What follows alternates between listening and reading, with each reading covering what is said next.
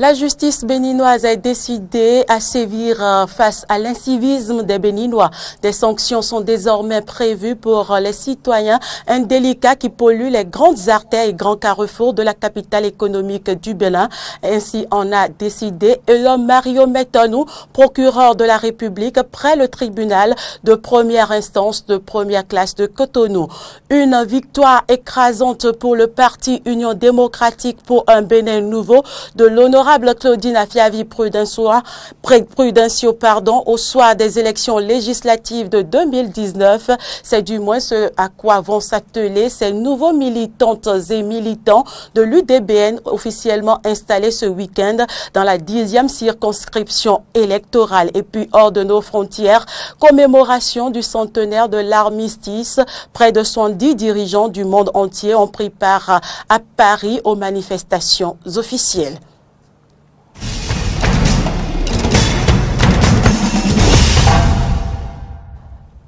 Mesdames et messieurs, bienvenue dans ce journal et merci de votre fidélité. Insalubrité dans la ville de Cotonou, les Béninois persistent à jeter les déchets solides et ménagers aux abords des grandes artères.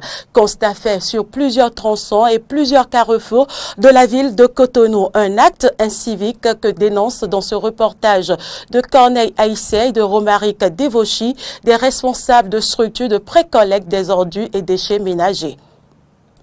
Des déchets entassés sur les tréplins centraux, places publiques, dans la ville de Cotonou qui reprend ses couleurs d'insalubrité notoire. Constat à faire sur le tronçon Carrefour Vert de Corps Étoile Rouge, As et Néambous du travail à Bégamé et autres endroits stratégiques de la ville. Pourtant, la capitale économique du Bénin est complètement quadrillée par des structures de pré-collecte des déchets. Où se trouve alors le problème? Kokou Sonino, président de COGEDA, coordination des groupements d'intérêt économique de gestion des déchets solides et ménagers et assainissement de la ville de Cotonou, parle de la défaillance du système de gestion des déchets, mais également de l'incivisme de certaines populations. La filière de gestion des déchets est une chaîne. Maintenant, nous sommes dans le maillon de base, la pré-collecte. Et notre rôle, c'est de prendre les déchets des maisons jusqu'à un ouvrage de transit, que ce soit un point de regroupement ou un centre de transfert. Mais il s'est fait que le maillon qui suit directement, et la collecte transport, a un problème de dysfonctionnement. On ne fonctionne pas bien. Et ça fait que, comme répercussion, les ordures se sont multipliées sur les TPC et sur donc, les abords des voies. Ne pouvant pas rester indifférentes face à cette situation qui ternit l'image de la ville de Cotonou, les associations de pré-collecte des déchets regroupées en groupement d'intérêt économique GIE du 11e et 12e arrondissement ont pris leurs responsabilités. Elles ont procédé ce samedi à un nettoyage complet des as à bord de voies dans ces arrondissements respectifs. Comme Jean-Luc Gendéou, représentant groupement d'intérêt économique du 12e arrondissement. Cette dernière semaine, on a constaté qu'il y a eu beaucoup d'ordures sur les TPC. Et pour finir, on a constaté que la structure qui est chargée de la collecte des ordures a dû déposer tablier. On ne connaît pas les raisons. Voilà, et comme nous sommes acteurs à la base, comme l'a dit l'autre, nous nous occupons de la pré-collecte. Maintenant, si nous constatons qu'il y a des ordures sur les TPC, c'est tout comme si nous on ne fait rien. D'où l'action de ce matin pour pouvoir enlever un tant soit peu les déchets qui sont jonchés, qui jonchent les artères. Le combat contre l'insalubrité ne doit pas être seulement l'œuvre de l'État central et de la municipalité. Il faut l'implication réelle des populations à la base, a déclaré Alessandre Babadjide, représentant du groupement d'intérêt économique du 11e arrondissement. Il préconise la répression et la sensibilisation pour décourager ces comportements malsains. Il n'est pas quand même trop bon qu'on prenne les ordures des maisons pour les déposer au bord de la voie. C'est de l'incivisme. Il est quand même bon que très tôt, qu'on puisse pallier à ça. Car si ça continue, à un moment donné, nous risquons de voir nos places publiques jonchées d'ordures. Donc il est important que nos sociétés prennent le truc à bras le corps. En faisant quoi? Il faut qu'on mette en contribution la police municipale, nationale et pourquoi pas les militaires. Qu'on puisse sécuriser, garder un peu les voies pendant le temps et déployer ceux-là qui viennent déposer. Et si par hasard on commence par faire ça, je vous jure qu'en moins de 3 semaines, Cotonou serait très propre. Les structures de précollecte de déchets dans la ville de Cotonou exhortent l'État à accélérer ses réformes de modernisation dans la gestion des déchets dans le Grand Okoye pour atteindre l'objectif cher au président Patrice Talon, faire de Cotonou une ville propre, belle, aérée, saine et attractive. Face au non-respect des normes d'assainissement et au sens du civisme des Béninois, je vous le disais dans les titres, tous les officiers de police judiciaire, les commissaires d'arrondissement et le commissaire central de la ville de Cotonou sont désormais instruits d'interpeller, de mettre en garde à vue et de présenter au tribunal tout individu surpris en train de déposer des ordures sur les voies publiques. C'est un ordre du procureur de la République près du tribunal de première instance de première classe de Cotonou qui émane de sa première réunion de commandement pour cette année judiciaire. Les zones de marché Tontokpa, Zongo et les places publiques sont surtout visées. On écoute le procureur et l'homme Mario Betono. Pas plus tard qu'il y a 48 heures, j'ai rencontré le deuxième adjoint au maire de la ville de Cotonou avec qui j'ai partagé la préoccupation d'une meilleure salubrité de la ville. Effectivement, il y a des citoyens qui ont pris la très mauvaise habitude de venir déverser de nuit aux aurores leurs ordures sur les artères publiques. Alors que ces artères-là sont nettoyées très difficilement, sont entretenues très difficilement à coût de dizaines de millions par la municipalité de Cotonou. On ne peut pas continuer à laisser perdurer ce genre de comportement-là. Et donc j'ai instruit de façon très ferme le commissaire central de la ville de Cotonou et les commissaires d'arrondissement pour qu'une veille permanente soit mise en place et pour qu'on entame dès la semaine prochaine une répression sans merci de ces actes d'incivisme-là. Avec le procureur de la République près le tribunal de première instance de première classe de Cotonou qui, au cours de sa première réunion de commandement pour cette année judiciaire, a entretenu les différents cadres des forces de l'ordre de la ville de Cotonou sur la nouvelle politique pénale. Une séance qui a connu également la présence du bâtonnier de l'ordre des avocats du Bénin. Reportage Aristide Setti. Officiers de police judiciaire, commissaire d'arrondissement et commissaire central de la police républicaine, tous ont répondu présent à l'appel du procureur de la République près le tribunal de première instance de première classe de Cotonou pour comprendre la nouvelle politique pénale du parquet, ses objectifs et sa méthode. La première réunion de commandement de cette nouvelle année judiciaire, il était important de rencontrer tous les OPJ du ressort du tribunal de première instance de première classe de Cotonou pour fixer le cap, pour rappeler les éléments de politique pénale, pour rappeler les règles du jeu et pour rappeler les principes qui doivent gouverner notre action dans la conduite des différentes enquêtes, que ce soit les enquêtes de police et dans la conduite également du parquet de Cotonou. Il était important de rappeler tous ces principes-là. Cette première rencontre de commandement de l'année judiciaire a permis au procureur de la République et au bâtonnier de l'ordre des avocats du Bénin de revenir sur l'ambiance qui doit régner entre les officiers de police judiciaire et les avocats inscrits au barreau. Et notamment de rappeler que, et c'est ce qui justifiait la présence du bâtonnier de l'ordre des avocats, que s'il est vrai que nous sommes engagés dans une lutte implacable contre l'impunité, s'il est vrai que les interventions du parquet sont de plus en plus importantes dans la vie de nos concitoyens, ces interventions, cette lutte implacable ne doit pas se faire au détriment des droits de l'homme, au détriment des droits de la défense. Et c'est pour cela que le bâtonnier de l'ordre des avocats a été associé à cette première réunion, pour que les OPJ sachent quel est le rôle de l'avocat lorsque on est en phase d'enquête de police. C'est vrai que nous n'avons pas encore une permanence qui permette de déléguer les avocats ou de mettre les avocats en constante auprès de vos unités pour qu'ils répondent en temps et en heure. Il va falloir que nous puissions trouver un mode de collaboration, je veux dire, qui permette à l'avocat effectivement de garantir, de veiller à la défense des droits de la personne qui le sollicite et à vous d'agir dans les circonstances de sévérité que nécessite l'enquête que vous conduisez. Je suis en relation moi de même avec le procureur général et le parquet pour ces circonstances-là. Alors, bon, ce qu'on veut vous dire en général, avocats ici présents, c'est que la collaboration avec vous est une collaboration qui demande juste beaucoup de courtoisie. Pendant un quart d'heure, Maître Badou, à travers sa communication, a levé un coin de voile sur la collaboration entre les avocats et les OPJ. Ces derniers n'ont pas manqué de soulever quelques irrégularités qu'ils constatent chez les avocats. Le procureur de la République a pris le ferme engagement de multiplier ces rencontres pour le bon fonctionnement de l'appareil judiciaire.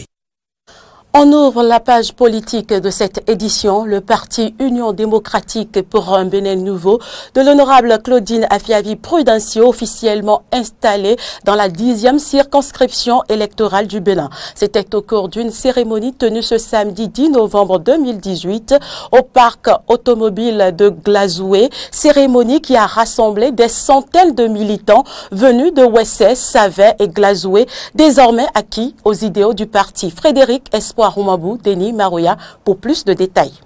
Ils sont sortis de tous les coins de la 10e circonscription électorale, notamment de Ouessé-Ouagoudo, de Savet et bien évidemment de Glazoué, pour répondre à l'appel de la section UDBN de cette localité. Ils, ce sont les militants, sympathisants, hommes, femmes, jeunes et personnes âgées qui se sont rassemblés à la gare routière de Glazoué. Et ceci pour ne pas se faire compter l'événement de ce jour historique. Historique, oui, pour l'effectivité de la présence de l'UDBN dans la 10e circonscription électorale qui se concrétise aujourd'hui. C'est donc ainsi que les couleurs de l'UDBN, l'Union démocratique pour un Bénin nouveau, sont annoncées dans la 10e circonscription électorale avec désormais pour porte-flambeau du parti Philippe Bamehossou. Et si à la tribune officielle, les nombreuses allocutions ont martelé les prouesses et la bravoure de l'homme, lui-même n'en mesure pas moins l'immensité de la tâche qui lui incombe désormais. C'est vrai que la tâche ne sera pas facile, mais nous sommes déterminés à aller jusqu'au bout, car nous sommes de la mouvance présidentielle. Notre seul objectif, c'est la majorité en 2019 pour le président Patrice Talon. Oui, mais nous lui donnerons assez de jeunes députés. Empêchée à la dernière minute, Claudine Afiavi Prudencio ne sera pas à ce rendez-vous et son message y sera porté par Bernard Lani Davo. Un message qui appelle à ne pas perdre de vue la promotion des jeunes et des femmes. Vous avez retenu d'aller aux prochaines échéances électorales sous la bannière de l'UDBN.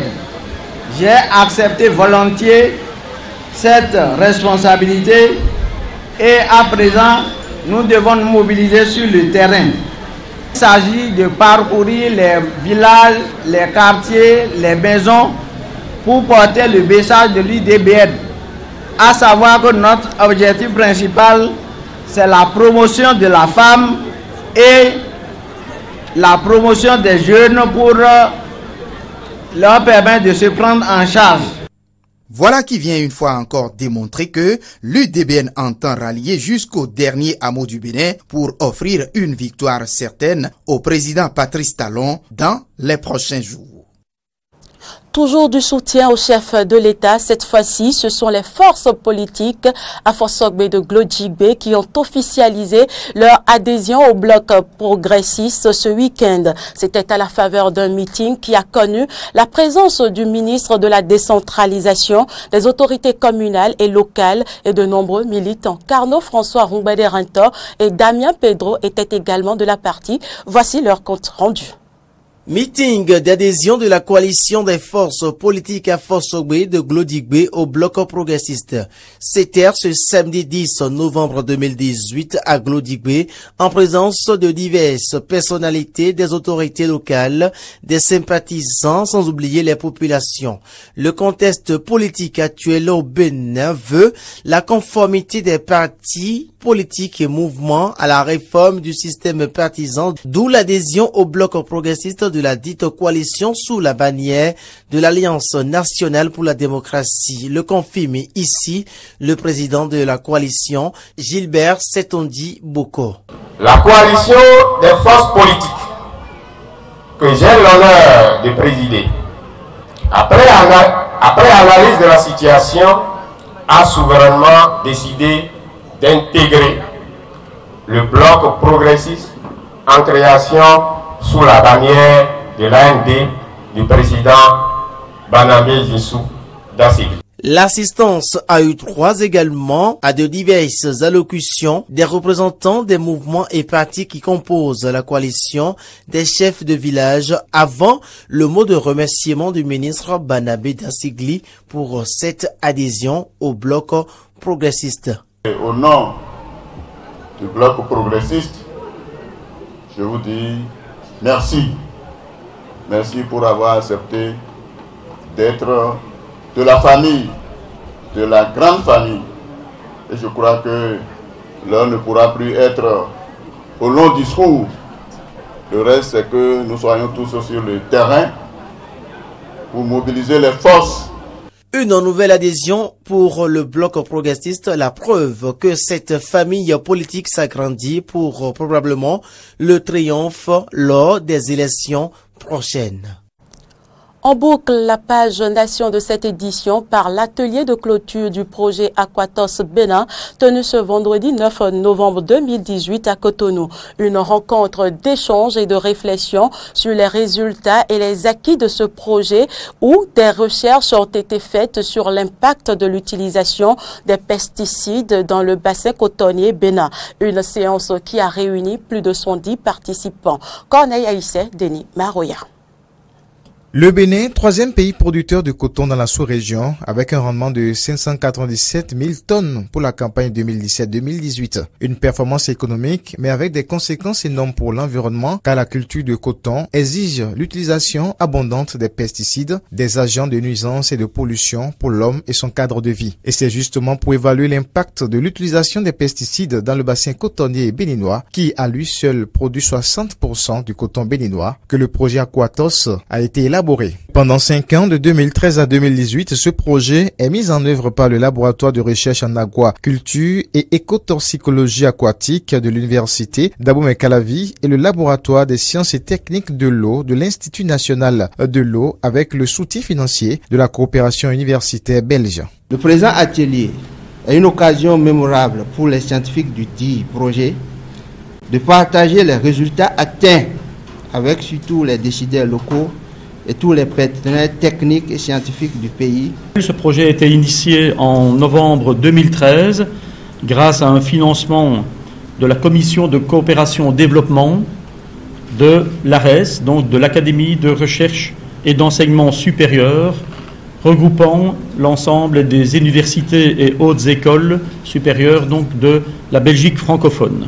Cet atelier de clôture du projet Aquatos Bénin porte sur le thème pratiques phytosanitaires et risques écotoxicologiques dans le bassin cotonnier béninois, contribution de la recherche scientifique pour un diagnostic intégré des impacts sur les agrosystèmes aquatiques récepteurs. Et en s'inscrivant dans cette logique, le professeur Martin Pépé Aïnan, directeur général de l'environnement et du climat, représentant le ministre du cadre de vie, a insisté sur l'importance de ces données scientifiques.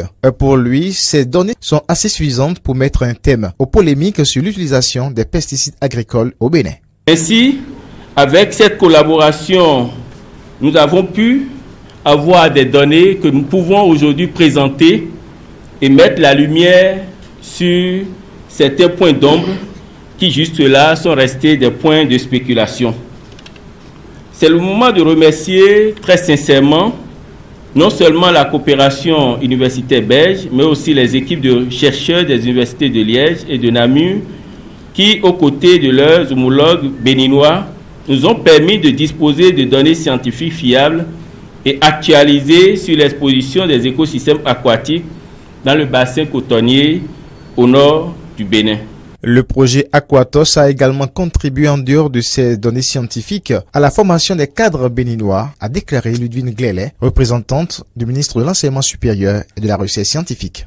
Le projet Aquatos Bénin a aussi contribué à la formation de ressources humaines de qualité en aquaculture et en écotoxicologie aquatique à travers 4 doctorants béninois, 20 étudiants de master et 22 étudiants de licence.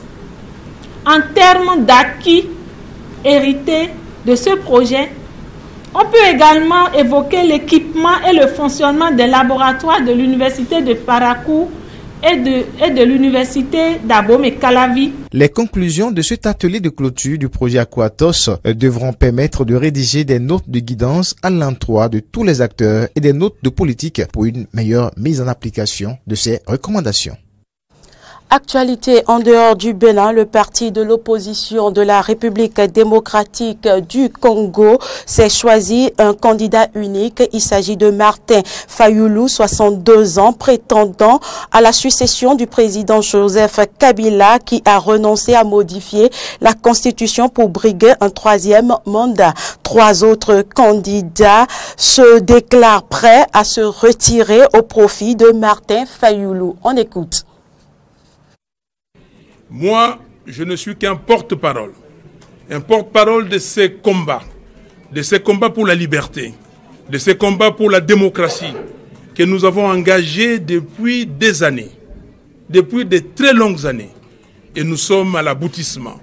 Et je suis convaincu qu'avec votre aide, avec l'aide de Dieu, avec l'aide de nos partenaires, nous allons arriver au résultat final, c'est-à-dire rendre notre pays réellement démocratique, libre et indépendant.